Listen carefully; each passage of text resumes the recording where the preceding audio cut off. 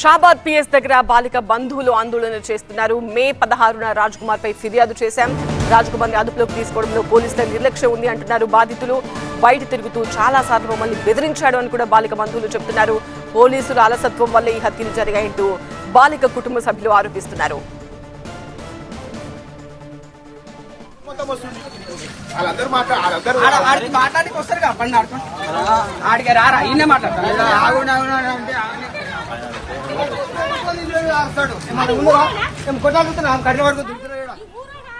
Shabad police station దగ్గర చనిపోయిన బాలిక బంధువులు ఆందోళన చేస్తున్నారు. మే 16వ తేదీన రాజ్ కుమార్ పై ఫిర్యాదు చేశాం. తమ కూతుర్ని వేధిస్తున్నాడు అని, అయితే అదుపులోకి తీసుకోవడంలో పోలీసుల నిర్లక్ష్యం ఉంది అని బాధితులు ఆరోపిస్తున్నారు.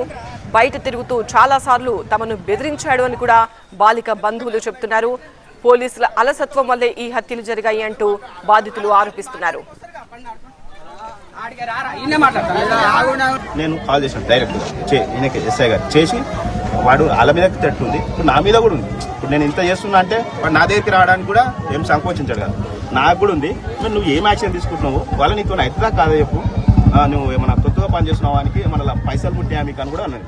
అట్లా కూడా అన్నాను, ఎందుకంటే వాడు పిఎస్లా పైసలు ఇస్తే ఏదన్నా అవుతుంది, ఎమ్మెల్యే ఏం చేయలేడు, పిఎస్ వాళ్ళు ఏం చేయలేడు అని వాడు అన్నాడు అని చెప్పేసి కంప్లైంట్ ఇచ్చే రోజు కూడా సిఐ ముంగల్ అన్నాను. కాంతారెడ్డి గారు ఉన్నారు, రమేష్ ఉన్నారు. 16 మే ఇచ్చిన తర్వాత ఆ మాట కూడా అన్న, ఇప్పుడు సీట్ గారు వస్తే ఆ మాట చెప్తా అంటున్నాను, అట్లా నువ్వు అనొద్దు, అట్లా ఎట్లా అవుతుంది అంటే లేదు నేను ఇప్పుడు నువ్వు వచ్చినాక చెప్తలే నేను ఇది. ఆ రోజే వాడు పిఎస్ఐ ఏం చేయలేరు అని కూడా అన్నాడు. అది కూడా కంప్లైంట్ చేయమని చెప్పినా, నేను మెన్షన్ చేయమని చెప్తే చేయలేరు వాళ్ళు. నేను ఒక్క ఏమన్నా ఊరు మొత్తం వస్తుంది, వాళ్ళందరూ మాట్లాడికి వస్తారు కదా, బండి ఆడుకుంటా ఆడికి రారా ఈయన మాట్లాడతారు.